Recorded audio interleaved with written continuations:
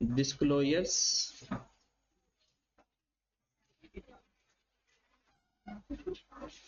या नोट्स या analysis on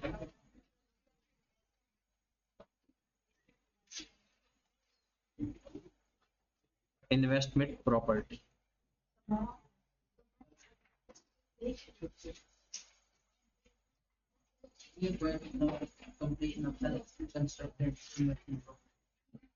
इसको देख लेते हैं। डिस्क्लोजर, नोट्स या एनालिसिस ऑन इन्वेस्टमेंट प्रॉपर्टी, एक ही बात। तो अगर आप सवाल के अंदर आपको ये कहे कि डिस्क्लोजर बनाए इन्वेस्टमेंट प्रॉपर्टी के, या वो कहे नोट्स ऑन इन्वेस्टमेंट प्रॉपर्टी, या वो कहे एनालिसिस ऑफ इन्वेस्टमेंट प्रॉपर्टी, तो आपने डिस्क्लोजर ही बनाने। अब डिस्क्लोजर जिस तरह से IAS 16 के हैं बिल्कुल वैसे ही IAS 40 के होते हैं, लेकिन इसमें थोड़ा सा तरीकाकार चेंज होता है।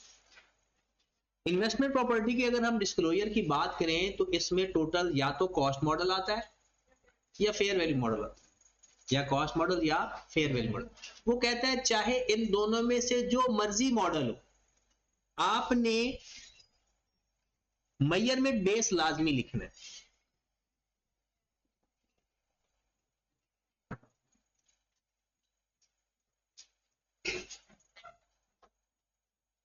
मेजरमेंट बेस पॉलिसी लाजमी लिखनी है इन्वेस्टमेंट प्रॉपर्टी के डिस्क्लोजर्स में, चाहे फेयर वैल्यू मॉडल हो चाहे कॉस्ट मॉडल हो। तो आपने मेजरमेंट बेस में क्या क्या आता है कि आप कौन सा मॉडल इस्तेमाल कर रहे हो, कॉस्ट मॉडल या fair value model.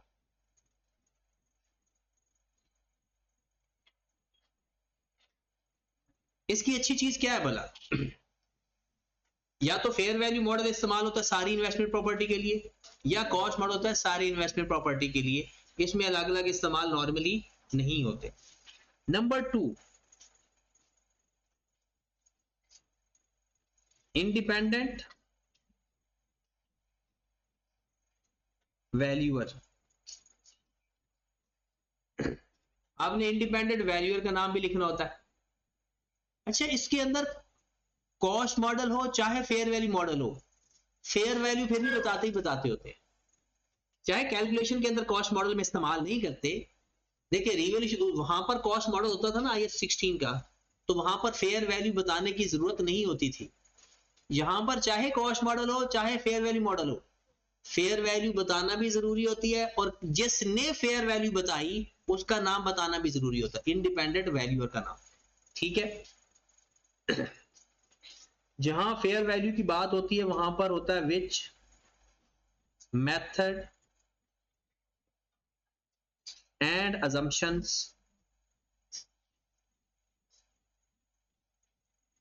used for या to determine the fair value, used to determine fair value।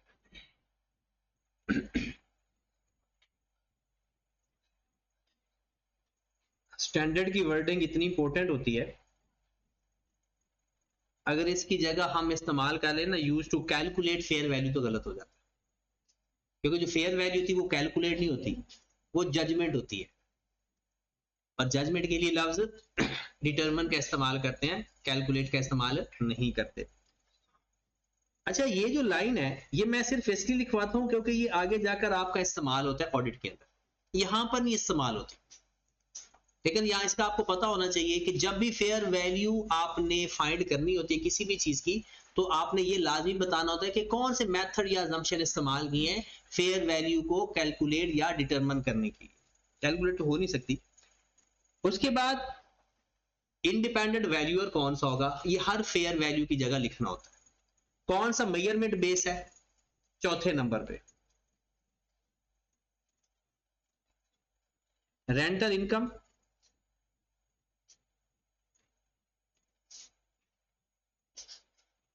Rental income में 3 बातें आपने अलग अलग करके लिखनी है। एक, रिसीव कितना किया, एक एक्रूड कितना है, और अगर कोई एडवांस लिया है तो जब सवाल हम हल करेंगे तो जितनी रेंटल इनकम आपने रिसीव की वो भी लिखोगे, जितनी रिसीव करनी है वो भी लिखोगे, और अगर आपने एडवांस रेंट लिया है वो भी डिस्क्लोज करोगे। 5वें नंबर पर repair and maintenance expenses incurred to generate rental income। Rental income को हासिल करने के लिए अगर आपके कोई रिपेयर और मेंटेनेंस या कोई भी ऑपरेटिंग खर्चे आ रहे हैं तो वो एक्सपेंसेस भी आपने लिखने हैं, वो सारे उसी में आ जाते हैं ना। तो ये वो डिस्क्लोजर्स हैं, चाहे फेयर वैल्यू मॉडल हो चाहे कॉस्ट मॉडल हो, ये आपने लिखने ही लिखने। हाँ, कोई और कंट्रेक्चुअल कमिटमेंट है। कॉन्ट्रेक्चुअल कमिटमेंट किसे कहते हैं? तो भाई हर साल हम आपको पेंट करवा के दिया करेंगे, हर साल रेंट 10% इजाफा होगा। अगर कोई ऐसी बात आपके रेंट एग्रीमेंट में लिखी हुई है या आपके क्वेश्चन के अंदर लिखी हुई है तो वो भी आपने एक डिस्क्लोजर बनाना है। मेन ये जर्नल डिस्क्लोजर्स हैं जो कि हर हाल में लिखने होते हैं, जिसमें आपका मेजरमेंट बेस है, इंडिपेंडेंट वैल्यू का नाम है, ये ऑप्शनल है, फिर आपने रेंटल इनकम लिखनी है और आपने रिपेयर और मेंटेनेंस एक्सपेंस लिखने हैं अगर क्वेश्चन के अंदर बताए हुए हैं तो। अब फर्दर आ जाते हैं, कॉस्ट मॉडल के लिए अलग डिस्क्लोजर और फेयर वैल्यू मॉडल के लिए अलग डिस्क्लोजर।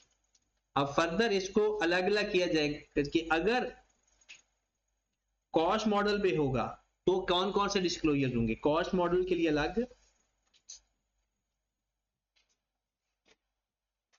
और फेयर वैल्यू के लिए अलग।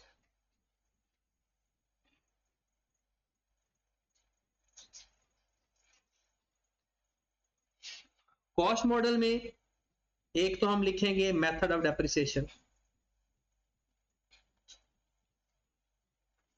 मेथड ऑफ डेप्रिसिएशन,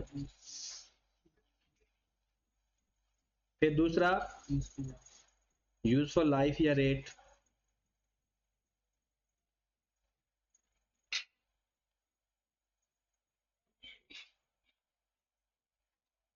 और तीसरे नंबर पर वो स्केड्यूल बना देंगे। तीसरे नंबर क्या बना देंगे? स्केड्यूल। स्केड्यूल में क्या होता है? ब्रॉड ऑन, एडिशन, डिस्पोजल, फिर अक्यूमुलेटेड डेफिनेट, वो जो फिक्स्ड एसेट स्केड्यूल है जिसे हम कहते हैं, उसको रिकंसिलिएशन भी कहते हैं। किसकी reconciliation? Gross carrying amount and net carrying amount of the at the end and at the start of the year. मतलब वही आप फिक्स एसेट स्केड्यूल बना दोगे।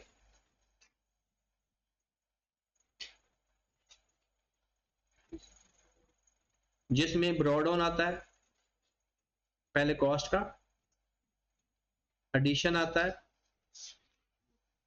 फिर डिस्पोजल आता है, फिर रिक्लासिफिकेशन आता है। अच्छा, इसमें एलिमिनेशन वाला बहुत कम रेयर आ सकता है जब ट्रांसफर करते हैं तो, क्योंकि जब ट्रांसफर करते हैं तो इसको फेयर वैल्यू पे करके करते होते हैं। फिर उसके बाद कैरी डाउन, फिर एक्यूमुलेटेड डेप्रिसिएशन। उसी तरह जो आपने IAS 16 के अंदर वो डिस्क्लोजर का तरीकाकार पढ़ा हुआ है, सारा एज इट इज वही आना है, बस इसमें एक चीज नहीं आती, मेजरमेंट बेस, क्योंकि मेजरमेंट बेस इसकी पहले ही लिखी जाती है। फेयर वैल्यू में क्या करते देखते हैं जनाब? फेयर वैल्यू में सिंपल ब्रॉड ऑन देखा जाएगा, इसमें डायरेक्ट आपने टेबल बना देना है क्योंकि बाकी सारे डिस्क्लोजर ऊपर लिख चुके हैं। ब्रॉड ऑन है, एडिशन है, डिस्पोजल है,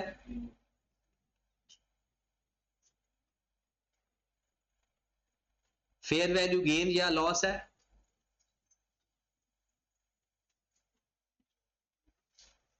रिक्लासिफिकेशन है, और कैरी डाउन। हाँ जी, सिंपल है ये। Brought on, carry down, sorry brought on, addition, disposal, अगर एसेट गेन की गेन है तो प्लस कर देंगे, लॉस है तो माइनस कर देंगे। और रिक्लासिफिकेशन अगर IAS 40 में आ रहा है तो प्लस, IAS 40 से जा रहा है तो माइनस। फेयर वैल्यू मॉडल के अंदर एलिमिनेशन क्यों है? फेयर वैल्यू मॉडल में तो डेप्रिसिएशन होती ही नहीं है।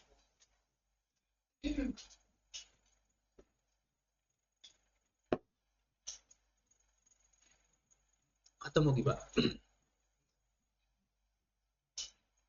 एक सवाल पेपर में आ सकता है, कहते हैं कि अगर आप एक एसेट की फेयर, आपका IAS 40 फेयर वैल्यू मॉडल पे है, IAS 40 फेयर वैल्यू मॉडल पे है, और एक एसेट आप उसकी फेयर वैल्यू मेजर नहीं कर सकते, तो क्या करोगे फिर? उसको कॉस्ट मॉडल पे रखेंगे। कहता है जिसको कॉस्ट मॉडल पे रखोगे तो उसके बारे में 4 बातें भी डिस्क्लोज करोगे। तो कौन सी 4 बातें हैं? डिस्क्रिप्शन ऑफ द प्रॉपर्टी, मतलब उस प्रॉपर्टी की हालत, नाम वगैरह सब कुछ बताओगे, उसके बारे में डिस्क्राइब करोगे। फिर दूसरी बात कि उसकी फेयर वैल्यू क्यों नहीं मेजर कर सकते, वजह लिखनी है। फिर आपने लिखनी है कि जनाब उसकी अगर पॉसिबल है तो range of the estimated fair value लिख दो। रेंज का क्या मतलब होगा? अंदाजा लिख लो, चलो जी इसके दरमियान में कहीं इसकी फेयर वैल्यू फॉल कर जाएगी।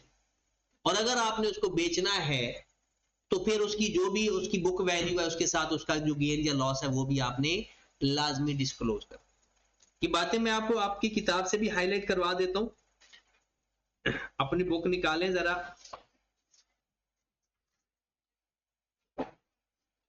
पेज नंबर है जी 140।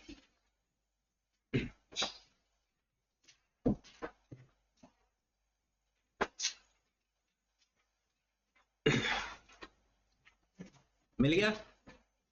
ये IAS 40 का पेज पैरा 75 है।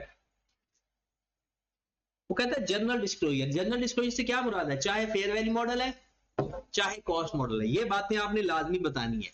5 बातें उसने लिखी हुई है। पहला, whether it applies the fair value model या कॉस्ट मॉडल। पहले क्या बताना है कि आपका फेयर वैल्यू मॉडल है या कॉस्ट मॉडल। एक बात, ये तो मेरे ख्याल में हर किसी को आती है।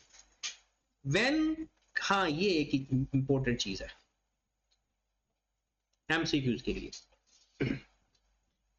When classification is difficult to criteria, it uses to distinguish investment property from the owner occupied property या inventory।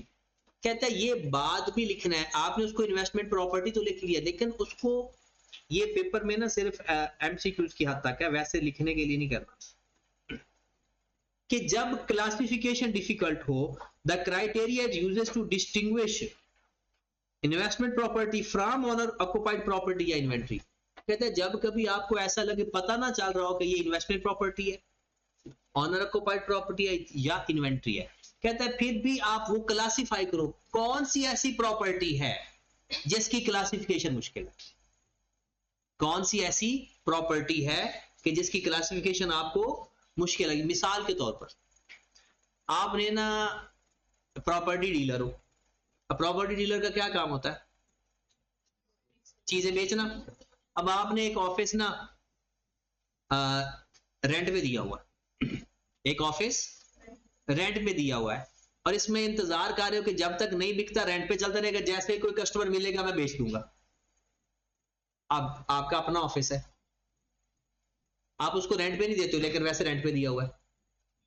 ऑफिस अपना है तो पीपीई की खुशबू आ रही है, रेंट पे दिया हुआ है तो इन्वेस्टमेंट प्रॉपर्टी नजर आ रहा है, और कस्टमर का इंतजार है तो IAS 2 है।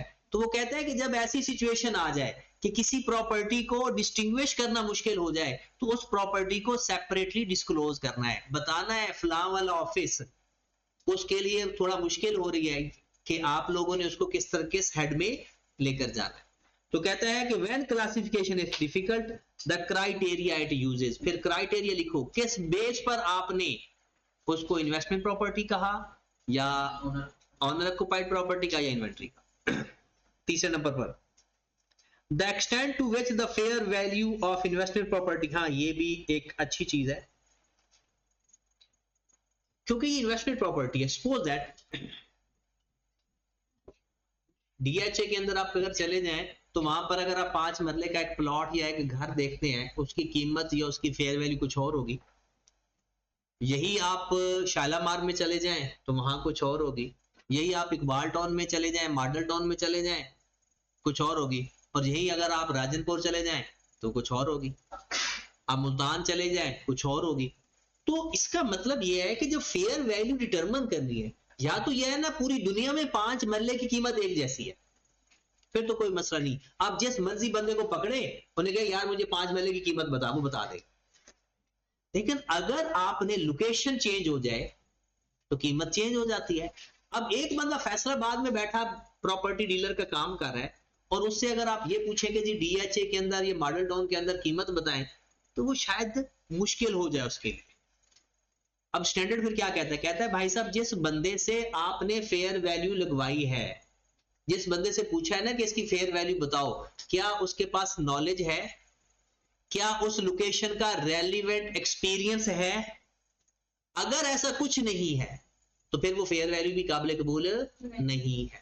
या अगर वो लैक करता है इस नॉलेज या एक्सपीरियंस में, तब ये देखिए वो कहता है the extent to which the fair value of the investment property is based on the valuation of independent valuer. अब ये नाम उसके बारे में आ रही है, independent who hold recognized and relevant professional qualification, recent experience in the location category of the investment property being valued।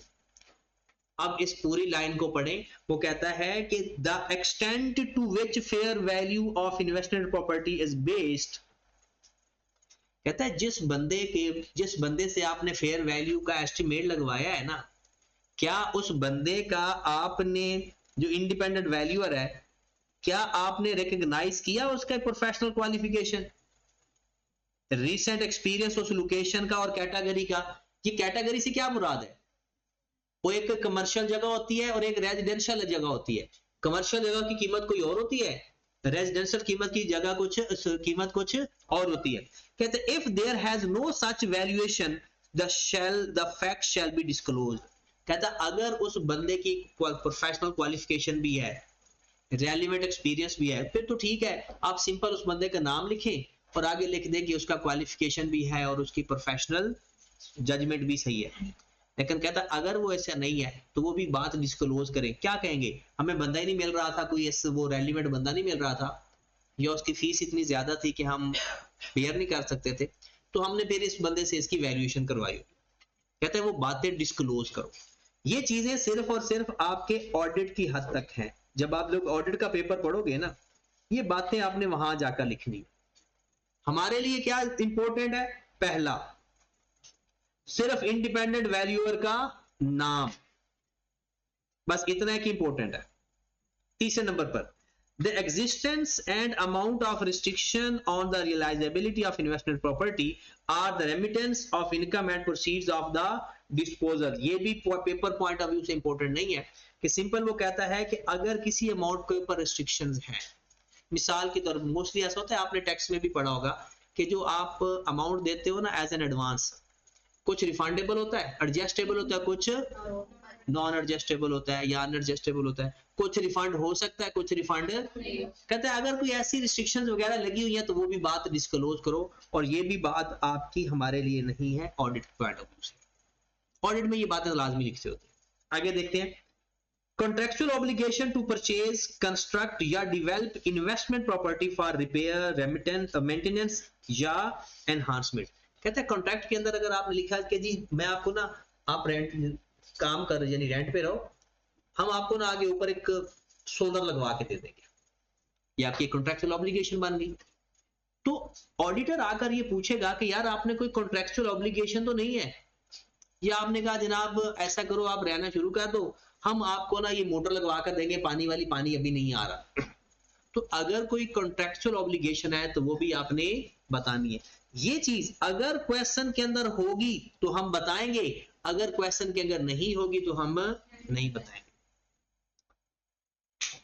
उसके बाद the entity also disclose amount recognised in the SOPL. कहता है ये अमाउंट भी बतानी है, कौन सी? Rental income from the investment property और direct operating expenses to generate the rental income, तो जनाब हमारे डिस्क्लोजर कौन से हो गए, फिर हाईलाइट कर लें। एक ये लिखना है, अगर ये हमारा पेपर में सवाल आता है। एक सिर्फ आपने लिखना है कि आपकी जो वैल्यूएशन है वो किसने की, 2 हो गया, रेंटल इनकम और एक्सपेंसेस। और ये जो है ये वाला ई, ये अगर कोई कॉन्ट्रेक्चुअल कमिटमेंट बताई होगी तो लिख देंगे, वरना नहीं लिखेंगे। बाकी सिर्फ आपको पता होना चाहिए, एमसीक्यूज में कवर हो सकते हैं, लिखने की लिए जरूरत नहीं। ये है जर्नल। अब आ जाएं फेयर वैल्यू मॉडल के लिए। उसमें क्या क्या लिखते हैं जनाब, एडिशन, डिस्पोजल, गेन या लॉस, ट्रांसफर या अदर चेंज। होगी बात, वो जो आपको मैंने लिखवा दी है ये बातें, ये इंपॉर्टेंट है। ये पेपर में 4 बातें आपकी अलग से 2-3 नंबर की पूछी जा सकती है। Investment property include cost model because fair value can not be measure reliable in addition and entry shall disclose. ये पेपर में सवाल पहले कैसे आएगा, आपका IAS 40 फेयर वैल्यू मॉडल पे है, आपका IAS 40 फेयर वैल्यू मॉडल पे है, बट आप उसकी फेयर वैल्यू मेजर नहीं कर सकते। तो बताओ कौन सी बातें फिर डिस्क्लोज करोगे। 4 बातें। पहली, description of the investment property.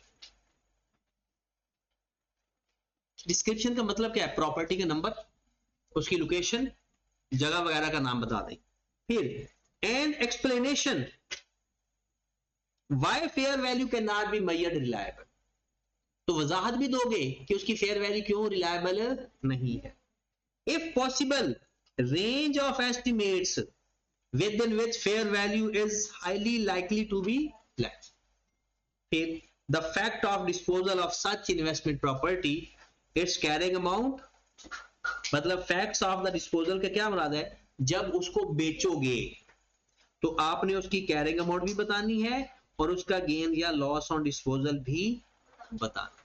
4 बातें, description of the investment property, दूसरी explanation of why fair value cannot be measured reliable, तीसरा if possible the range of estimates within which the fair value expected to be fall, चौथा facts of the disposal of such investment property, उस fact में क्या लिखना है, उसकी carrying amount, gain या loss on disposal.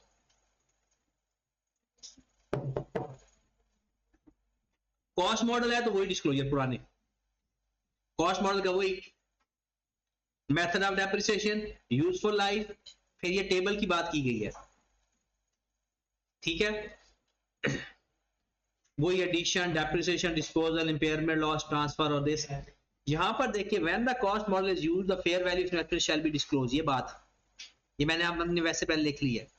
चाहे कॉस्ट मॉडल भी होगा, इन्वेस्टमेंट प्रॉपर्टी के अंदर fair value will be disclose करनी होती, ठीक है जनाब।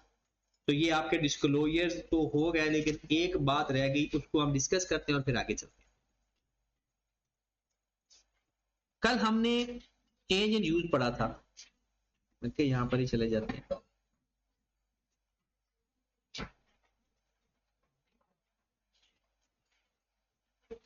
चेंज इन यूज,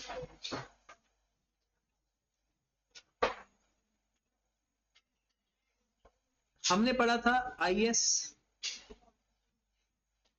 40 अगर फेयर वैल्यू मॉडल पे हो तो क्या करते हैं।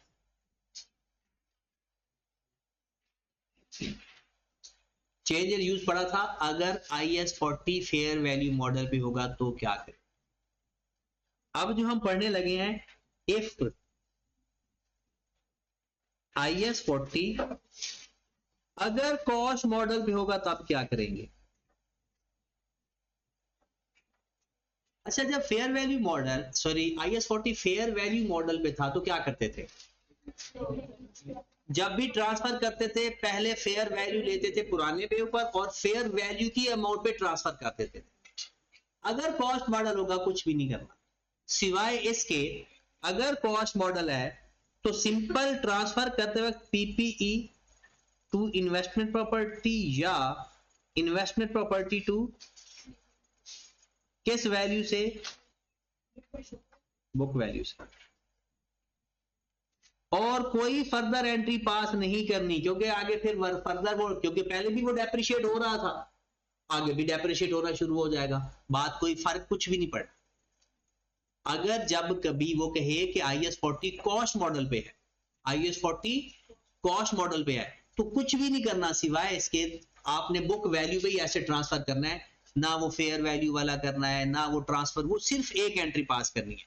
उस दिन जो उसकी बुक वैल्यू होगी, उस बुक वैल्यू से नया स्टैंडर्ड डेबिट, पुराना स्टैंडर्ड क्रेडिट, बस। और आगे जाकर फर्दर भी वो वैसे ही डेप्रिशिएट होना शुरू हो जाएगा जैसे पहले डेप्रिशिएट हो रहा था, क्योंकि डेप्रिसिएशन भी वही है कि अनटिल एंड अनलेस के चेंज इन एस्टिमेशन ना आए। नेक्स्ट आ जाए, ये उसको वो वाला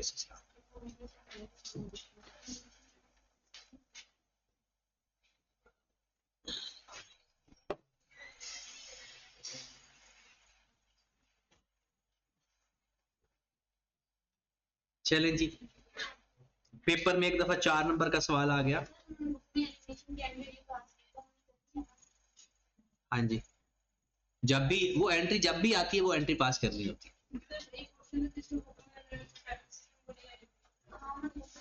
अच्छा, मैं बुक में आपको बताऊं, 2 मेथड होते हैं, एक होता है कॉस्ट के ऊपर बनाना, एक होता है बुक वैल्यू के ऊपर बनाना। जब अकाउंट्स बुक वैल्यू पे बनते हैं तब तो अक्यूमुलेटेड डेप्रिसिएशन होती नहीं है, तो उन्होंने बुक वैल्यू पे बनाए होते हैं। तो जब कॉस्ट पे बनाएंगे जब अक्यूमुलेटेड डेप्रिसिएशन का भी होता है। अगर आपने जो बुक में कह रहे हो ना, तो उसमें ये भी देखना कि उन्होंने अक्यूमुलेटेड डेप्रिसिएशन का अलग से बनाया भी नहीं होगा, क्योंकि तब अक्यूमुलेटेड डेप्रिसिएशन वो लेजर ही नहीं बनाते, वो डायरेक्ट नेट कर देते हैं। और आप अपने दोनों तरीके हैं, अगर बुक से थोड़ा पहले जाओगे ना, तो दोनों तरीकों से उन्होंने फॉर्मेट बताया होता है। तो ये उस तरीके का नुकसान ये है, छोटा तरीका है, जल्दी हो जाता है, लेकिन प्रॉब्लम एक है, उसमें ना जनरल एंट्रीज की रिवीजन नहीं होती। तो भी चला लेना।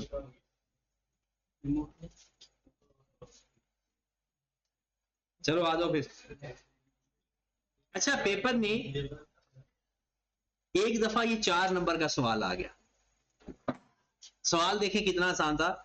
Both IS 16 and IS 40 deals with tangible non current assets. कहता है दोनों टेंजिबल भी हैं और नॉन करंट एसेट भी है। कहता है आप कोई से 4 डिफरेंस बताएं।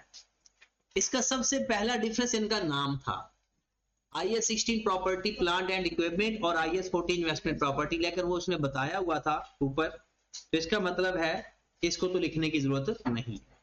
अब सबसे पहला डिफरेंस हम लिखेंगे कि IS 16 के अंदर जो मॉडल इस्तेमाल होते हैं वो एक होता है कॉस्ट मॉडल, एक होता है रिवैल्यूएशन मॉडल, और उसमें क्या होता है एक कॉस्ट मॉडल एक फेयर। एक डिफरेंस हो गया। फेयर वैल्यू मॉडल के अंदर डेप्रिसिएशन नहीं होती, वहां पर रिवैल्यूएशन मॉडल के अंदर डेप्रिसिएशन होती है। उसका जो पर्पस है, इसका पर्पस है सिर्फ capital appreciation and rental purpose, उसका है production process, rental to other उसमें भी होता है, लेकिन वहां रेंटल टू अदर नहीं लिखेंगे। रेंटल, क्योंकि इधर भी रेंट तो होता है, वहां पर आप प्रोडक्शन प्रोसेस लिख देंगे और एडमिन पर्पस लिख देंगे ऑनर ऑक्युपाइड प्रॉपर्टी के अंदर, या उसने हमें PPE का वर्ड कहा हुआ है। ठीक होगी बात। उसके बाद हम ये भी लिख सकते हैं कि जो PPE है वो associate with other assets cash flow generate करता है, और जो इन्वेस्टमेंट प्रॉपर्टी है वो इंडिपेंडेंटली कैश फ्लो जनरेट करता है। उसने चाहा था कोई से 4 डिफरेंस लिखे। देखिए ये कोई भी नहीं बताता, पेपर में अगर कोई ऐसी चीज आ जाए तो उसमें जो बेसिक चीजें वो तो आपको पता होनी चाहिए। देखिए पहला वो क्या कहता है, इसमें क्या होता है कि ये होता है ऑनर ऑक्युपाइड प्रॉपर्टी, और ये क्या होता है रेंटल, और एक डिफरेंस इसमें रिवैल्यूएशन कॉस्ट और रिवैल्यूएशन मॉडल होता है, इसमें कॉस्ट, और इसमें जब फेयर वैल्यू हो तो अच्छा इसमें ये भी है कि IS 40 का जब फेयर वैल्यू गेन या लॉस आता है वो SOPL के अंदर जाता है, और जो IS 16 के अंदर फेयर वैल्यू लॉस तो जाता है SOPL के अंदर, लेकिन फेयर वैल्यू गेन जाता है OCI के अंदर। ये बात भी उसने बताइए। Change in the fair value are the taken to OCI, change in the fair value taken to asset under revaluation model are depreciated, और फेयर वैल्यू मॉडल में नॉट डेप्रिशिएटेड। कोई से 4 डिफरेंस लिखने थे और ये आपके 4 नंबर मिल जाने थे। चले जी, क्वेश्चन नंबर 10 और 11 दोनों ही important question, very very important. Question number 10 भी और क्वेश्चन नंबर 11 भी। 10 क्योंकि एक्सट्रैक्ट का है, ये बाद में करते हैं। अभी हमने ताजा डिस्क्लोजर पढ़े हैं तो हम डिस्क्लोजर पे चलते हैं। एक्सट्रैक्ट तो वैसे आप बादशाह एक्सट्रैक्ट के, एक्सट्रैक्ट तो आप कर ही लेते हो, ये भी इंपॉर्टेंट। पेपर में एक्सट्रैक्ट, जर्नल एंट्रीज, लेजर्स और नोट्स, ये 4 ही चीजें होती हैं जो पेपर में मोस्टली आती हैं। और आजकल आई कैप ने ना 5वां सवाल भी इंट्रोड्यूस करवा दिया, एक्सप्लेनेशन, मतलब थोड़ी सी अंग्रेजी पूछता है। ये 5 टाइप ऑफ क्वेश्चन आते हैं जो, और हम इंशाल्लाह इसके बाद क्या कोशिश करेंगे कि एक क्वेश्चन लेंगे, उसके एक्सट्रैक्ट भी बनाएंगे, उसकी जनरल एंट्रीज, लेजर, सब कुछ क्रिया करेंगे एक सवाल का, ताकि ना एक पूरा फुल फ्लैज हमें कमांड मिल जाए। तो यहां पर वो कह रहा है कि सवाल पढ़ने का तरीका, आप थोड़ा सा ना जाग जाएं, आधा पौना घंटा जो भी हमारा टाइम लगेगा इस क्वेश्चन के ऊपर, तो इफेक्टिवली आपने देना। किसी को नींद आ रही है तो वो जाकर मुंह हाथ धो सकता है अपना, लेकिन कोशिश करनी है कि जाग के बैठ। आइए, नॉन कट एसिड का सवाल पढ़ने का तरीका। पहले नंबर पे रिक्वायरमेंट पढ़नी है, दूसरे नंबर पर अदर इंफॉर्मेशन पढ़नी है। पहले नंबर पे रिक्वायरमेंट, दूसरे नंबर पर अदर इंफॉर्मेशन, और तीसरा काम करना है कि हर एसिड को अलग अलग हल करना। क्या लिखा हुआ है? Prepare notes on property plant and equipment के भी, इन्वेस्टमेंट प्रॉपर्टी के भी। चलो ये हमारी रिवीजन हो गई। प्रॉपर्टी प्लांट एंड इक्विपमेंट के भी नोट्स बना लेंगे और इन्वेस्टमेंट प्रॉपर्टी के भी बना लेंगे। कहता है comparative figure and total are not required, ये भी फायदा हो गया, टोटल का कॉलम भी नहीं बनाना और कंपैरेटिव भी नहीं बनाना। Cost model is used for subsequent measure for all property plant and equipment. Cost model है जी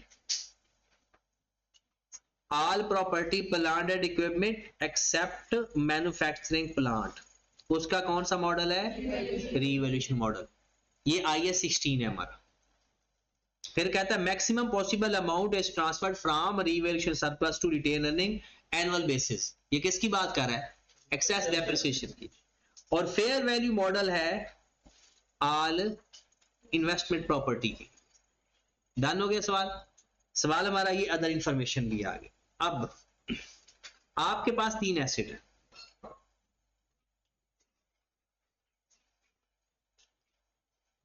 ये आपका एक सवाल है जी, ये दूसरा सवाल है आपका, और ये तीसरा सवाल है।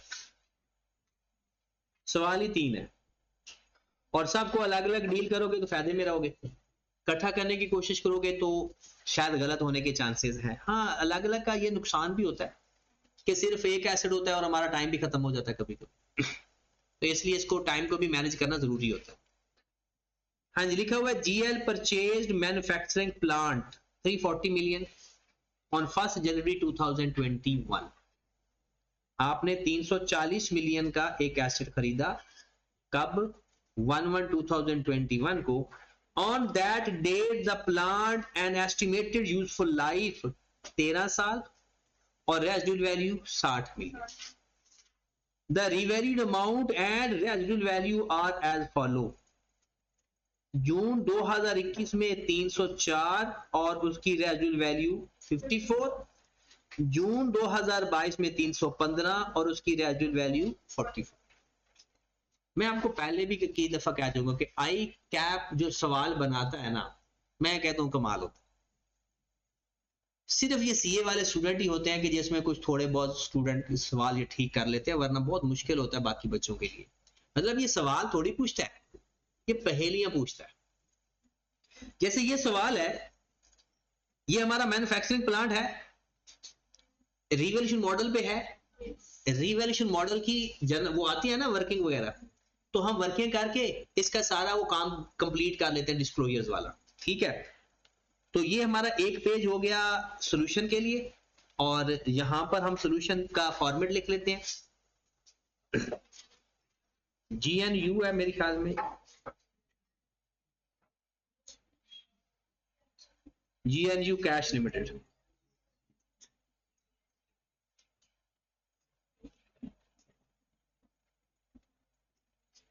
Notes to the financial statement for the year ended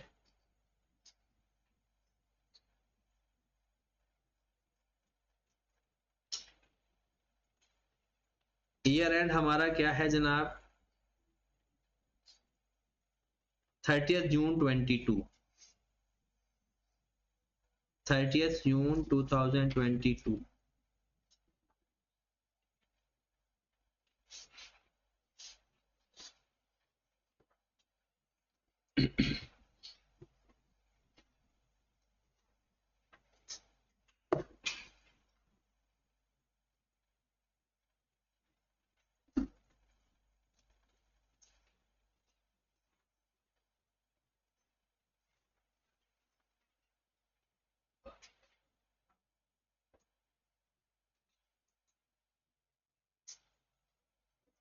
property plant and equipment,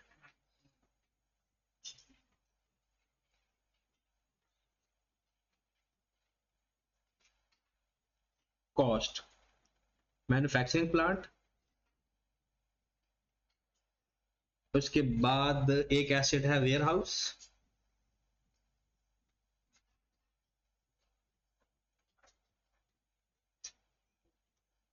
और उसके बाद है शोरूम।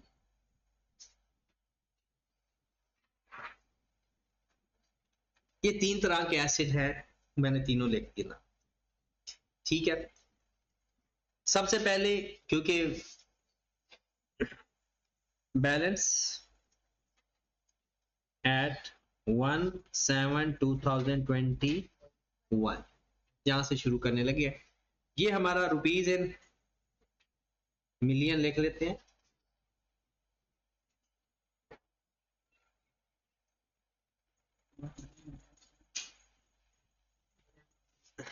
अच्छा, शोरूम क्योंकि मैंने तो सवाल पढ़ा हुआ है, मैं लिख देता हूं, बाद में आप भी पढ़ लेना। उसमें शोरूम के अंदर ना दो चीजें हैं, एक हिस्सा लैंड का है और एक हिस्सा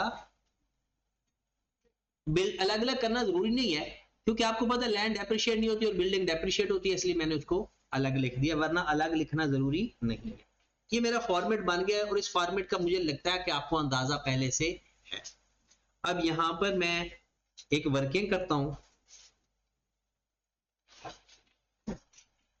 अब मैंने भूल गया हूं मैं करने क्या जा रहा हूं, मैं सिर्फ ये देखता हूं कि मैन्युफैक्चरिंग प्लांट की जो वर्किंग है वो मैं सारी करने लगा, और फिर उसी से ही सब कुछ हो जाता है।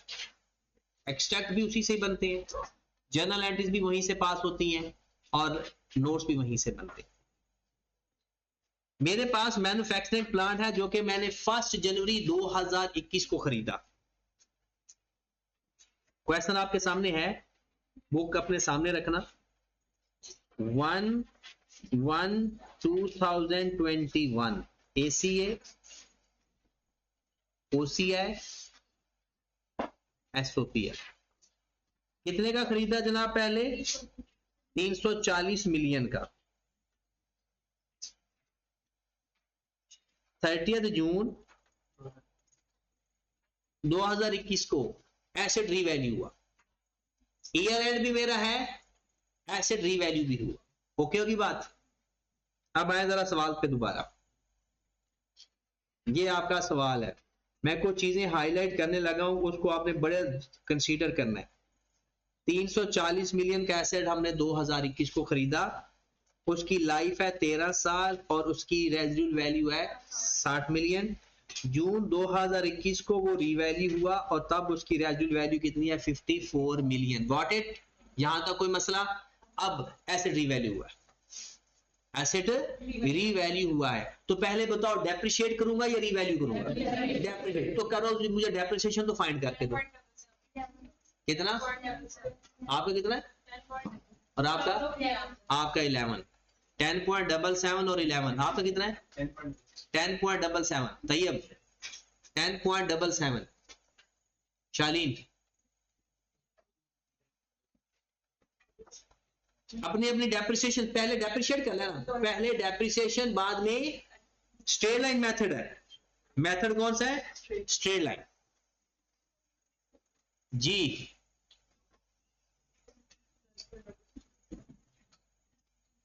Nabiha cost minus residual value divide by life यही करना है कितना 10.77 अब देखते हैं जरा मैंने डेप्रिसिएशन ली मैं यहां डेप्रिसिएशन की वर्किंग भी करने लगा हूं मेरे पास डेप्रिसिएशन पहले डेप्रिसिएशन लेनी 340 million minus 54 divided by 13 multiplied by 6 by 12 जी माइनस ये क्या है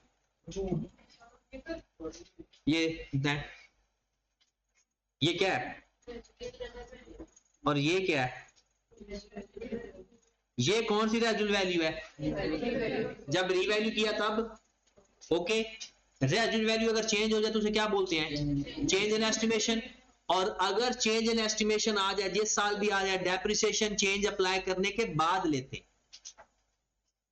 ये और ऐसा ही समझते हैं जैसे चेंज पहले आ चुका है देखिए मेरे पास जब मैंने एसेट खरीदा था तब रेजिडुअल वैल्यू 60 मिलियन एस्टिमेटेड थी और साल के एंड में जब मैंने अपनी फेयर वैल्यू देखी ना तो तब मैंने देखा कि उसकी जो रेजिडुअल वैल्यू वो कितनी है 54 अब मैंने डेप्रिसिएशन लेनी है बाद में रीवैल्यू करना है मैंने आपको कितनी दफा बताया है change in estimation depreciation apply करने से पहले अप्लाई होता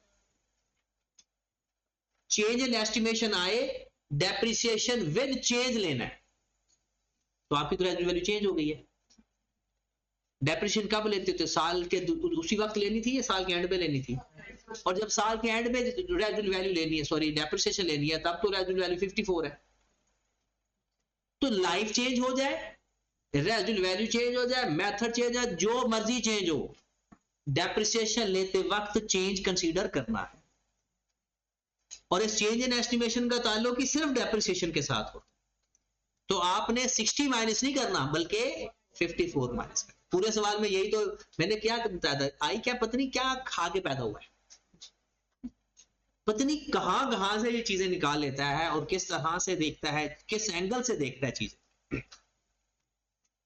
हाँ जी तो आपकी डेप्रिसिएशन 11 है ना कि 10.77 तो ये हमारे पास डेप्रिसिएशन आ गई 11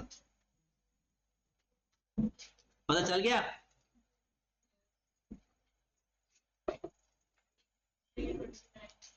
3 2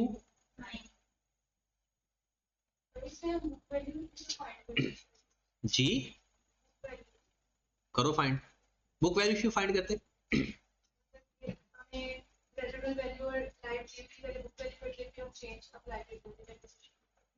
बुक वैल्यू कब फाइंड करनी थी 1 वो तो साल का स्टार्ट तो 17 था पिछले साल का 17 देखिए चेंज इन एस्टिमेशन का सिर्फ ताल्लुक कहां तक होता है डेप्रिसिएशन जब भी लो चेंज के साथ लो और बुक वैल्यू कैसे फाइंड कर सकते हैं तो पिछला तो कुछ साल ही वही है पहला साल है अभी पहला साल है तो अभी तो डेप्रिसिएशन हमने पहले कोई ली नहीं हुई हाँ जी 329 हमारे पास एसेट की बुक वैल्यू आ गई अब 329 वाला एसेट हमारा कितने का हो गया 304 का 300 गेन है लॉस कितना 20 डन अब हम पहुंच गया 2022 पे और अगर ये डेट में अगर इसको लिखूं तो ये 1/7/21 भी लिख सकता हूं और 30 जून 21 भी लिख सकता हूं ये एक ही बात है पेपर में दोनों डेट ना लिख लेना कि वो समझेगा कि इसको सही समझ लगती ये आपको समझाने के लिए लिखा है 1/7/21 या जून 21 ओके अब अगला साल स्टार्ट हो गया अगले साल फिर रीवैल्यू हुआ एसेट मेरा अगले साल मेरा एसेट फिर रीवैल्यू हुआ अब मैं क्या लिखूंगा बताएं पहले डेप्रिसिएशन या रिवैल्यूएशन? पहले डेप्रिसिएशन 30 जून 22, और जो मैं डेप्रिसिएशन लूंगा अब मैं माइनस क्या करूंगा, क्योंकि अब रेजिडुअल वैल्यू 54 नहीं बल्कि 44 है। तो क्या करूंगा मैं, जरा ध्यान से देखना है, 304 माइनस डिवाइडेड बाय 12.5, 12 क्या मल्टीप्लाइड बाय 6/12 भी करूं? नहीं, क्योंकि पिछले साल 6 महीने थे, इस साल 6 महीने कितनी वैल्यू आई? 20.8।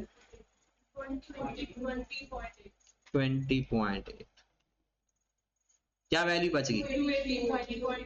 283.2। ओके, अब 283.2 वाला एसेट कितने का हो गया? 300। एसेट कम हुआ ज्यादा? कितना? 31.25 ये गया, 6.8 हमारा सरप्लस आ गया और साल हमारा खत्म हो गया।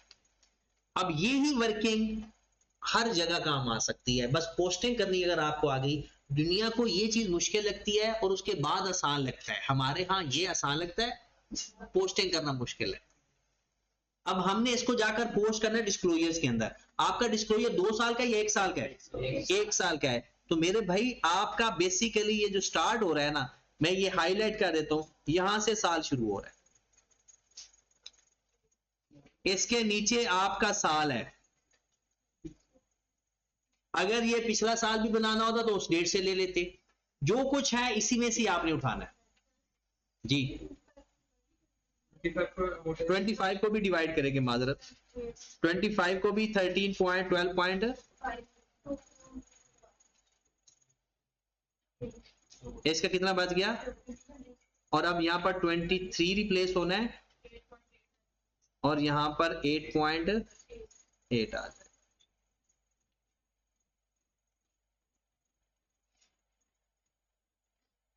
ओके की बात, आगे चलते हैं। अब इसकी पोस्टिंग कर लेते हैं। आपके साथ आप अपने सामने वर्किंग रखा, मैं भी कोशिश करता हूं कि इसको छोटा करके लिख सूं जी। 1721 को मेरा एसेट कितने का था? 304 का। बहुत ही छोटा लग रहा है, नजर आ रहा है? चले, क्या उसके बाद इसमें कोई एडिशन हुआ?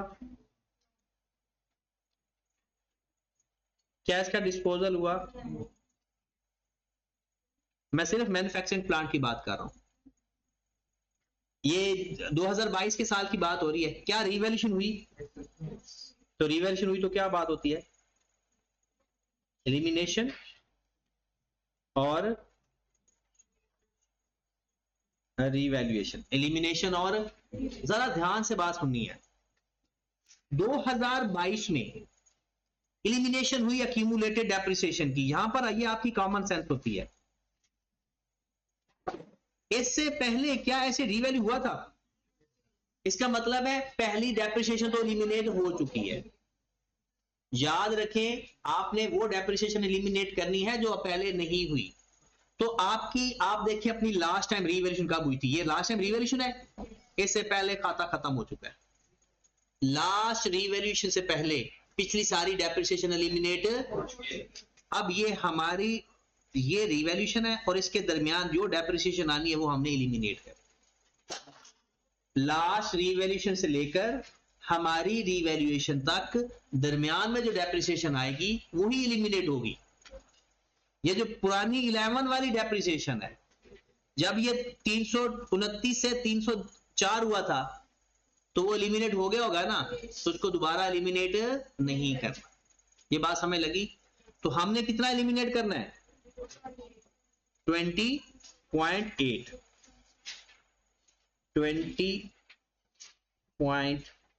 डन। एलिमिनेट करने का मतलब है पीपी। उसके बाद हमारा एसेट कम हुआ ज्यादा, कितने से? क्या कोई रिक्लासिफिकेशन इसमें थी? रिक्लासिफिकेशन का मतलब है क्या आप मैन्युफैक्चरिंग प्लांट किसी और स्टैंडर्ड में मूव किया? नहीं। वैसे लिख देते हैं ट्रांसफर या रिक्लासिफिकेशन, ट्रांसफर ही लिख देते हैं।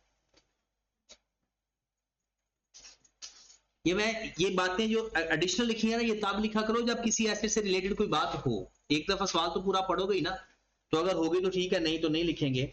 ये हमारा पहला काम कंप्लीट हो गया। यहां पर मैं लिखूंगा बैलेंस एट 30th जून 22,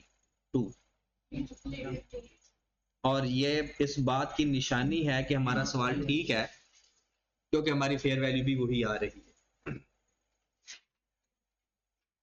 उसके बाद मैं एक लाइन छोड़ के एक हेडिंग दे दूंगा अक्यूमुलेटेड डेप्रिसिएशन की।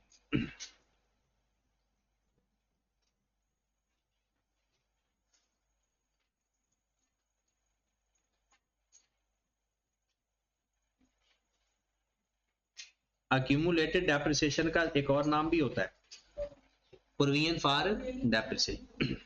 सबसे पहले मैं लिखूंगा ब्रॉड ऑन बैलेंस एट 17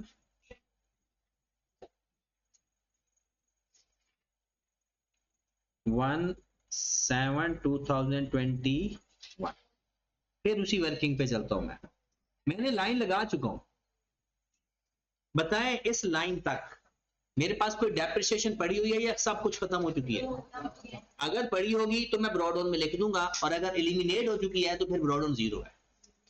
इस लाइन से पहले मेरे पास डेप्रिसिएशन 11 की है, लेकिन 11 के बाद रिवैल्यूएशन भी है। अगर डेप्रिसिएशन के बाद रिवैल्यूएशन ना होती तो डेप्रिसिएशन अगले साल आ रही होती, लेकिन डेप्रिसिएशन के बाद तो रिवैल्यूएशन हुई थी, और जब रिवैल्यू हुआ एसेट तो क्या होगा? एलिमिनेट। इसका मतलब है आपका ब्रॉड ऑन निल है, आपका ब्रॉड ऑन निल। डन। फिर हम इसमें तो 4 ही बातें आती हैं पढ़ी लिखी। कौन कौन सी? Depreciation for the year, elimination, disposal और इंपेयरमेंट लॉस। इस क्वेश्चन के अंदर इंपेयरमेंट लॉस नहीं है तो उसको भी रहने देते हैं। तो हम क्या लिखें? एक तो लिख लेते हैं डेप्रिसिएशन फॉर द ईयर। अच्छा, अगर साल के शुरू में ऐसे रिवैल्यू हो ना, तो एलिमिनेशन पहले लिख दिया करो, और साल के एंड में हो तो एलिमिनेशन बाद में लिख दिया करो। एलिमिनेशन, फिर डिस्पोजल अगर हुआ तो, और फिर बैलेंस एट 30th जून 22। हाँ जी, डेप्रिसिएशन फॉर द ईयर कितना था? 20 पॉइंट। एलिमिनेशन में क्या था? 20.8। डिस्पोजल था नहीं, और डेप्रिसिएशन इसकी क्या आ गई? 0। डन। फिर आगे net book value,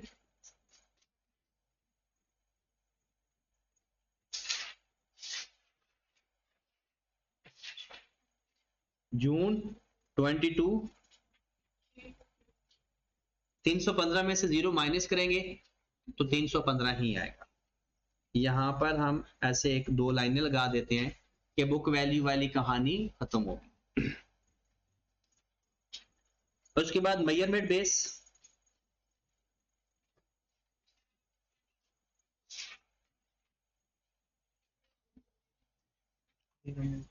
revaluation model है इसका।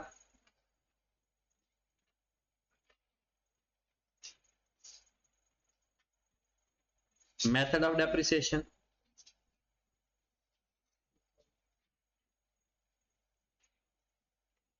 स्ट्रेट लाइन,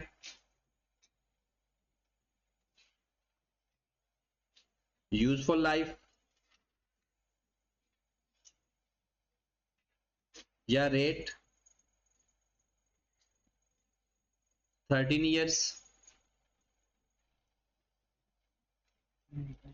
इंडिपेंडेंट वैल्यूअर,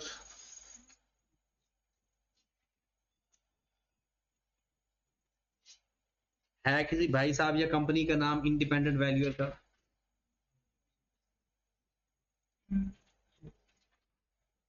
नहीं लिखा हुआ।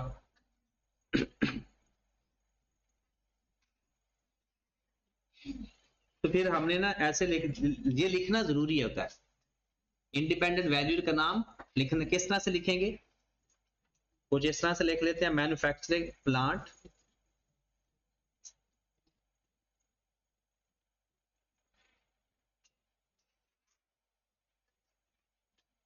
revalued by independent valuers at 30th June 21 and 30th June 22।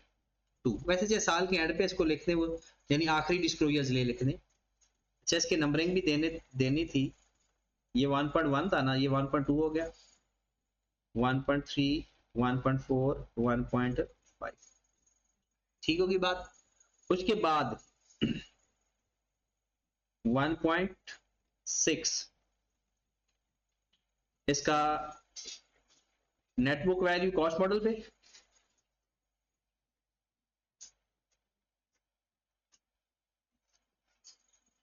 At cost model.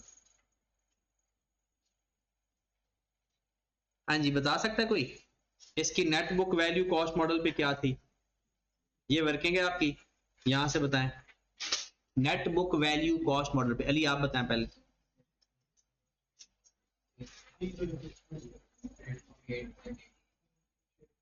315 और 808 प्लस करेंगे माइनस, माइनस सरप्लस होगा तो माइनस, लॉस होगा तो प्लस। तो 315 में 8 ऐड कर दो, माइनस सॉरी माइनस करना 306.1.7 मूवमेंट इन revaluation surplus।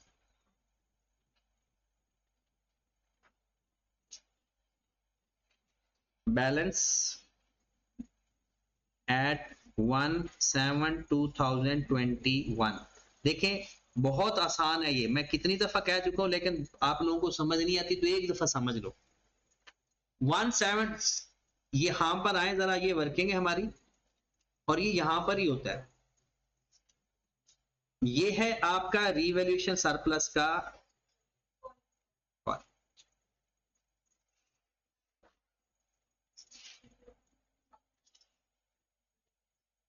जी। क्या इसमें ब्रॉड पड़ा हुआ है? नहीं, ये सिर्फ फॉर द ईयर ही हुआ है ना। आपने सिर्फ सरप्लस का कॉलम देखना है, बढ़ रहा है तो प्लस कर देंगे, कम हो रहा है तो माइनस कर देंगे। सिंपल, इसमें ना ब्रॉड ऑन है, सिर्फ फॉर द ईयर, ना एलिमिनेशन हुई ना कोई ओसीआई वाला डेबिट हुआ। मतलब सरप्लस डेबिट होगा तो माइनस कर देंगे, क्रेडिट होगा तो प्लस कर लेंगे। इसमें माइनस तो हो ही नहीं रहा तो सारा यही लिखेंगे। अब देखें इसके लिखने का तरीका, आपका ब्रॉड ऑन नहीं है, revaluation for the year, revaluation surplus for the year कितना है 8.8। अगर एक्सेस डेप्रिसिएशन होगी, क्या है एक्सेस डेप्रिसिएशन? नहीं है। Balance at 30th June 22 8.8। ये हमारा बिल्डिंग का सारा मामला ओके। मैं सॉरी मैन्युफैक्चरिंग प्लांट, ये आपका मैन्युफैक्चरिंग प्लांट का टोटल खाता है। मैंने अभी अगले सवाल पढ़े ही नहीं कि उनमें क्या था या क्या नहीं था, मैंने सिर्फ मैन्युफैक्चरिंग प्लांट को देखा, उसकी वर्किंग की और उसका सारा डाटा मैंने पोस्ट कर दिया, खत्म हो गया। इसकी मैं एंट्रीज भी पास कर सकता हूँ, इसके एक्सट्रैक्ट भी बना सकता हूँ।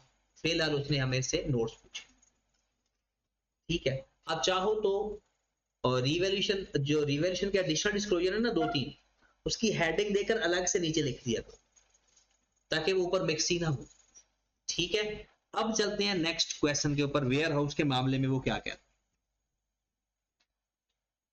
अब हमारा ये दूसरा सवाल आ गया, लिखा हुआ है, a warehouse owned by GL was given on rent on 1 January 2022। और हमारा साल क्या है, वो जुलाई से शुरू हो चुका है। Previously the warehouse was in use, कोई चक्कर है ऐसा? Previously in use of GL मतलब पहले ऑनर ऑक्युपाइड था और अब आकर रेंट पे दे रहे हो, रेंट पे भी कब दे रहे हो? इसका मतलब है जो पहले वेयर हाउस था ना आपका वो पीपीई के अंदर था और कॉस्ट मॉडल पे थे या था या रिवैल्यूएशन मॉडल पे था? कॉस्ट मॉडल पे था, क्योंकि उसने कहा है मैन्युफैक्चरिंग प्लांट के अलावा सारे कॉस्ट मॉडल पे। अब कॉस्ट मॉडल तो बहुत आसान होता है, जितने का खरीदते हैं वो ब्रॉड होना है, जितने का खरीदते हैं प्लस माइनस एडिशन डिस्पोजल। वो कहता है कि आपने the warehouse was acquired on 1719 2 million and being depreciated 10% reducing balance method. आपने 200 का खरीदा था तो ब्रॉड ऑन तो 200 है, क्योंकि आप लोग कहां गए हो 1122 को गए उधर, लेकिन हमारा साल कौन सा है? इसका मतलब है 1721 को ये पीपीई था। वो कहता है fair value of the warehouse various date, जिस दिन ट्रांसफर किया उस दिन 206 और जून को 200, rental earned for the year, ये तो फिर इन्वेस्टमेंट प्रॉपर्टी के डिस्क्लोजर हो गया ना। ये यहां से आगे क्या है? ये इन्वेस्टमेंट प्रॉपर्टी। और अभी हम क्या कर रहे हैं? अभी हम कॉस्ट से नहीं पीपीई कर रहे हैं। तो सवाल तो समझो हो गया। यहां पर मैं लिख दूं 200, ना इसमें एडिशन हुआ ना वेयर हाउस डिस्पोज हुआ, कॉस्ट मॉडल पे है, ट्रांसफर हो रहा है आईएस 40 के अंदर, तो रीवैल्यू होके जाएगा। क्या हो जाएगा? तो फिर इसकी एलिमिनेशन भी होगी, ये रीवैल्यू भी होगा, सारा वही काम होगा जो नॉर्मल होता है।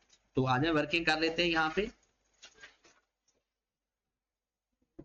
हाँ जी, वेयर हाउस की वर्किंग।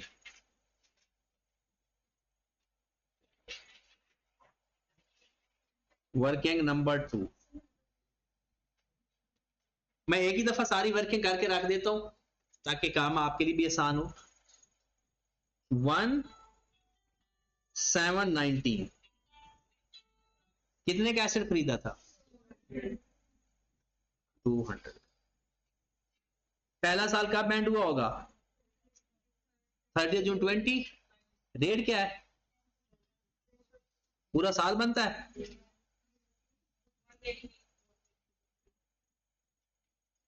फिर जून 21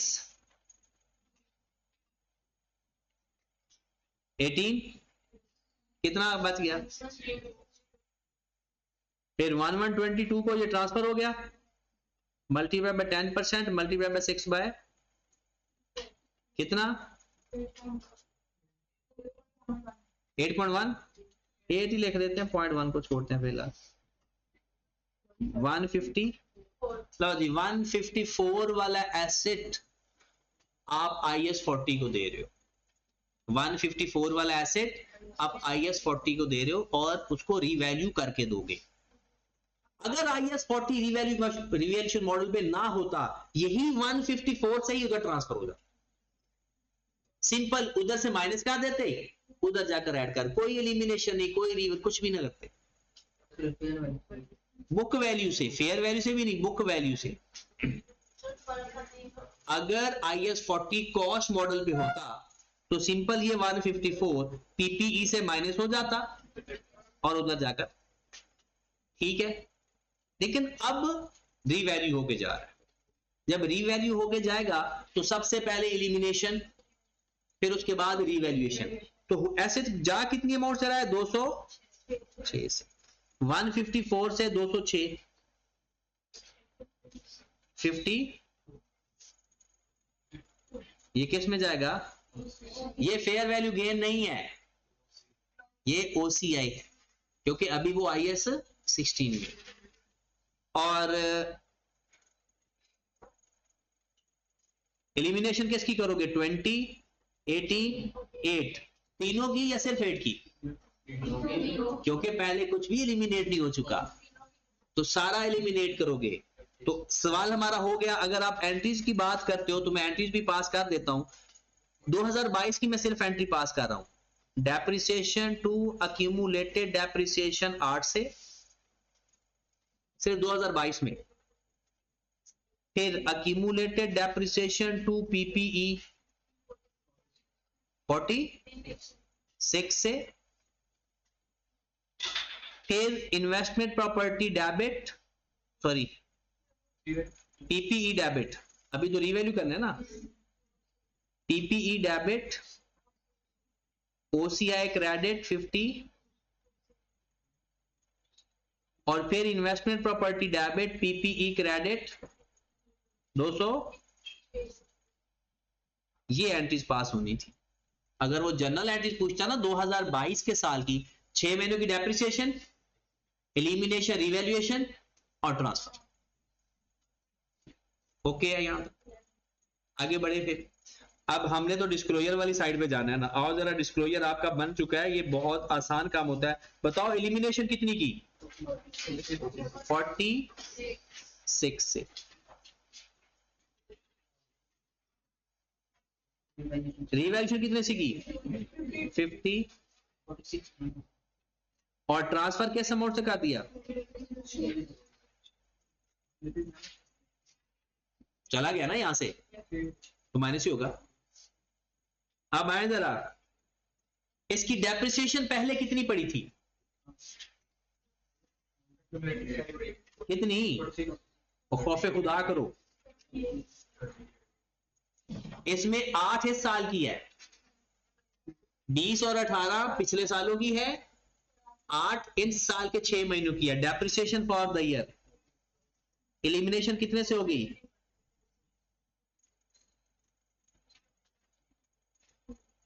क्योंकि एसेट भी नहीं रहा तो उसकी डेप्रिसिएशन भी नहीं रहे। अच्छा, इसकी अब मेजरमेंट सब कुछ लिखने की जरूरत नहीं है, क्योंकि at the end of the year ये हमारे पास एसेट है ही नहीं, तो ना इसकी मेजरमेंट बेस लिखेंगे, ये अब जाएगा उसके अंदर इन्वेस्टमेंट प्रॉपर्टी के अंदर, इसके ना इसका मेथड ऑफ डेप्रिसिएशन, ना इसकी लाइफ, इसका कुछ भी नहीं लिखना,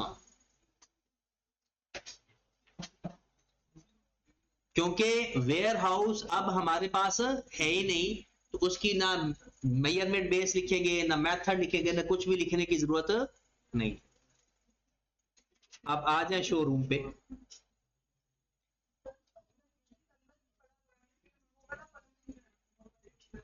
हाँ, जब वो एसेट है ही नहीं हमारे पास पीपी के अंदर, ठीक है। अच्छा, एक बात, वो इधर ये बात मैंने बताई थी, अब बस जानना चाहता हूं कि याद है या नहीं। ये जो ओसीआई में 52 पड़ा हुआ है,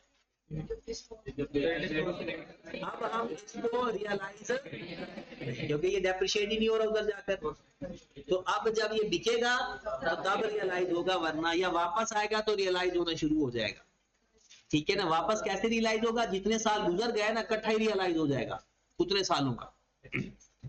अब आ जाते हैं, क्योंकि अभी हम इन्वेस्टमेंट प्रॉपर्टी पे तो जा नहीं रहे, वो बड़ा आसान काम है। लास्ट देखें, थोड़ा सा पहले क्वेश्चन के ऊपर टाइम लगा था, इसके बाद ये सवाल ऐसे होते हैं कि बहुत जल्दी 16 से 18 नंबर का ये सवाल होता है पेपर में, और फ्री के मार्क्स होते हैं। थोड़ी सी अच्छी प्रैक्टिस होनी चाहिए, एक्सट्रैक्ट हो या ये हो। लिखा हुआ है GL acquired a property 3 similar showroom at a total cost of rupees, 3 showroom खरीदे हैं 900 मिलियन के, और कब खरीदे हैं? ब्रॉडऑन तो इसका है नहीं, क्यों बोला? खरीदा इसी साल है। 40% लैंड है, ये अलग क्यों बताया? कहीं डेप्रिशिएट ना हो जाए। हर शोरूम को वो कहता है each of the showroom can be leased out separately, और उसकी लाइफ कितनी है? 15 साल विद नो रेजिडेंट। कहता है using one showroom for its own product while other showroom were held for leased out. Leased out मतलब रेंट पे दे दिए। एक शोरूम अपने इस्तेमाल में, 2 शोरूम रेंट पे दे दिए। जो रेंट पे दे दिए वो चलेगा इन्वेस्टमेंट प्रॉपर्टी के अंदर, जो हमारे पास है वो पीपीई। मार्च 2022 में दोनों शोरूम मंथली रेंट पे चले गए 4 मिलियन के हिसाब से, और हर साल उसकी फेयर वैल्यू कितनी बढ़ रही है? 3 मिलियन से। तो सबसे पहले हमारा शोरूम की कीमत क्या है जो पीपी के अंदर है? 300 मिलियन। उसका 40% लैंड है और 60%। आज जी सवाल आपका यहां पे ही हो गया समझो। बताओ शोरूम का ब्रॉड ऑन था? नहीं। एडिशन है? बिल्कुल है। लैंड के नीचे कितने लिखूं? 120। और बिल्डिंग के अंदर 100। डिस्पोजल भी नहीं है, एलिमिनेशन भी नहीं है, कुछ भी नहीं है। 120, 180। बताएं जनाब उसकी एक्यूमुलेटेड एप्शन का ब्रॉड ऑन क्या है?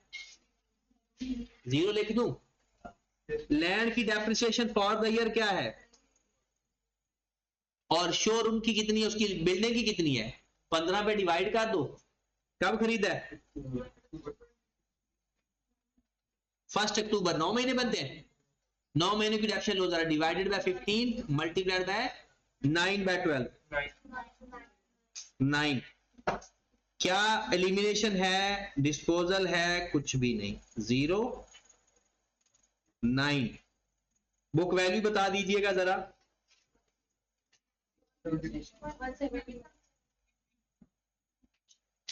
लैंड की पहले 120, 170। सवाल भाग रहा है ना? ऐसे ही भागता है। एक ही सवाल होता है अच्छा, मतलब तीनों एसेट्स के अंदर सिर्फ एक सवाल अच्छा होता है, बाकी ऐसे ही फॉर्मेलिटी होता है। हाँ जी, इसका मॉडल कौन सा है? रिवेशन मॉडल या कॉस्ट मॉडल? Cost model.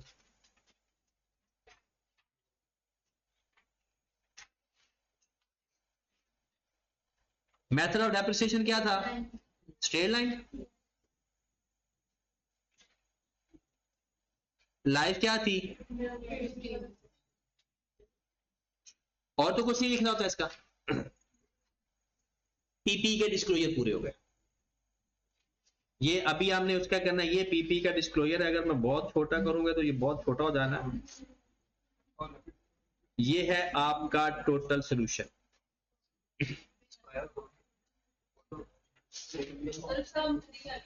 किसका? मैंने अभी तक कुछ करना इन्वेस्टमेंट प्रॉपर्टी का एक भी नहीं सवाल करवाया हुआ उसके डिस्क्लोजर का, इसलिए मैंने करवाना है। फॉर्मेट नहीं पता ना, कर तो लोगे, फॉर्मेट नहीं पता। हाँ जी,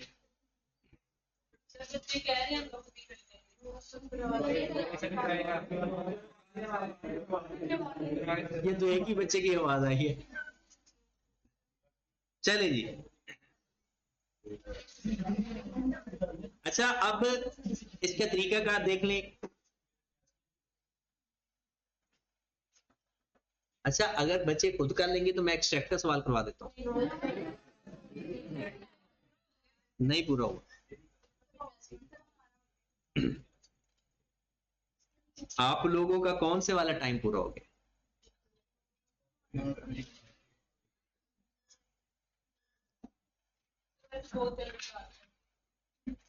हाँ जी, नंबर 2।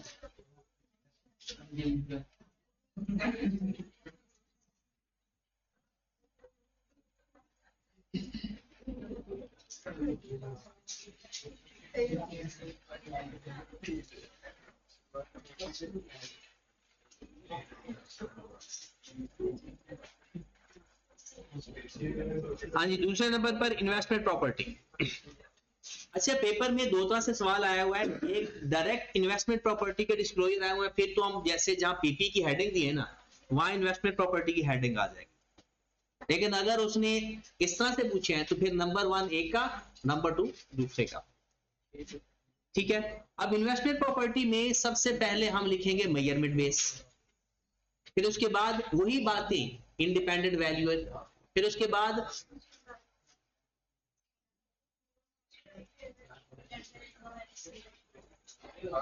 अच्छा तरीकाकार ये है कि सबसे पहले ना आप वो बना लें, वो स्केड्यूल ही बना लें। एक वेयर हाउस है और एक शोरूम है। दो है ना आपके पास? वेयर हाउस ट्रांसफर होके आया, और शोरूम डायरेक्ट ही हमने सबसे पहले बैलेंस को इधर फोकस करो।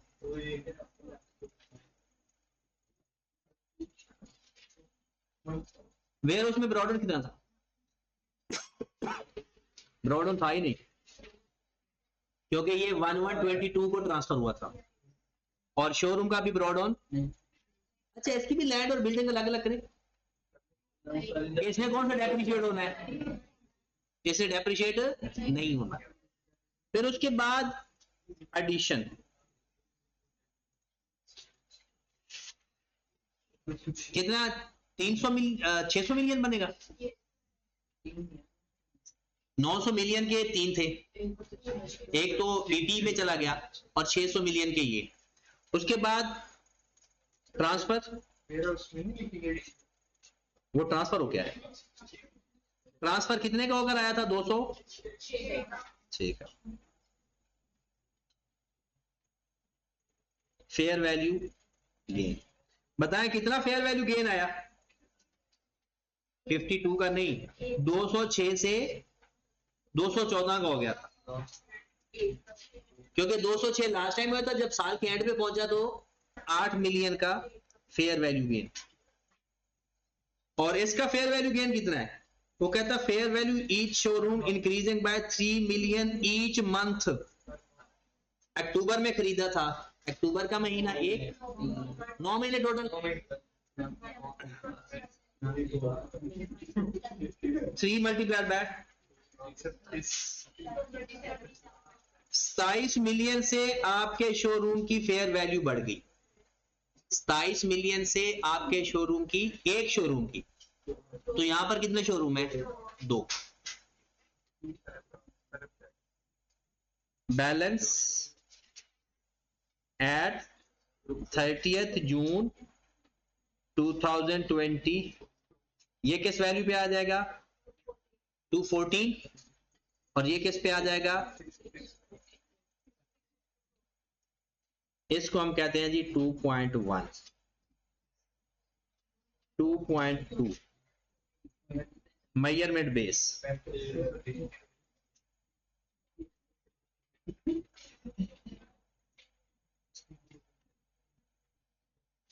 Fair value model 2.3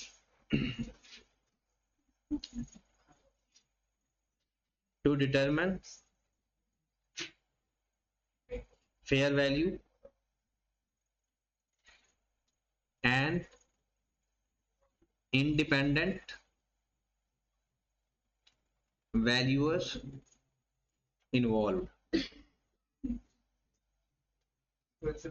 2.3 rental income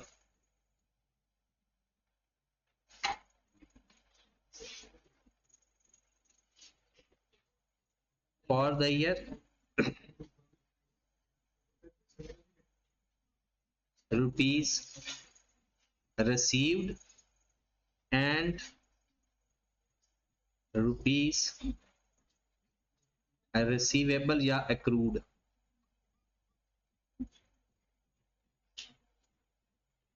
हाँ जी, बताएं रिसीव कितने की और अक्रूड कितनी है? रिसीव कितनी की और अक्रूड कितनी है? यहां पर वो कहता है rental income for the year 30th June 2000 amount 10 million, out of which 6 million, 4 million receive कर ली, 6 मिलियन वेयर हाउस की। पहले तो वेयर हाउस की भी लिख लें। 4 मिलियन रिसीव कर ली और 6 मिलियन एक्रूड है। और इसकी कितनी रेंटल इनकम है? 4 मिलियन ऑन मंथली रेंट। कहते हैं on 1st March 2022 the two showroom were given on monthly rent 4 million। 1st March का हो गया 4 मिलियन, तो दोनों का हो गया ना। फर्स्ट 4 महीने बन गए तो टोटल 16 मिलियन हो गया। अब उसने इसके बारे में कुछ नहीं बताया, तो हम सिर्फ रेंटल इनकम लिख देते हैं इसकी 16 million. Rental income of showroom rupees 60। या इसका भी ऊपर वाला भी आप लिख सकते हैं, rental income total 10 million, out of which 6 million still to be receivable. ठीक होगी बात। तो ये आपके इन्वेस्टमेंट प्रॉपर्टी का डिस्क्लोजर है, ये वाला।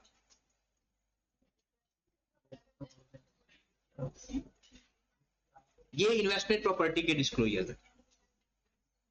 अब इसमें सबसे ज्यादा आसान जो क्या है उसका टेबल है, और बाकी जो चंद बातें लिखनी होती हैं और फ्री के मार्क्स मिल जाते हैं इसके। लेकिन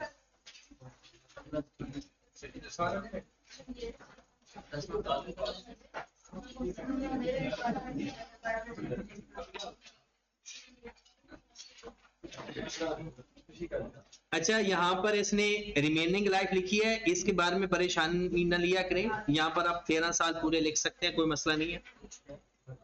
और ये आपके ये डिस्क्लोजर्स हैं जी। और यहाँ पर देखें, the company uses fair value model, all asset investment property, the valuation property was performed by, आगे उसका नाम, रेंटल इनकम। अच्छा, इसने 26 मिलियन लिखी है। 26 मिलियन मतलब कैसे लिखी है, 16 मिलियन प्लस 10, और उसमें से जो रिसीवेबल है वो इसने लिखी, वो आप वो भी लिख देना। ठीक है। अच्छा, आपने घर से ये सवाल दोबारा करना है और एक्सट्रैक्ट वाला भी सवाल करके आना है। अच्छा, आपको होमवर्क नहीं देता अगर आप ये सवाल इधर बैठ के कर लो। बताएं, अभी करना है तो फिर होमवर्क नहीं है। चलो ये फिर घर से करके आना।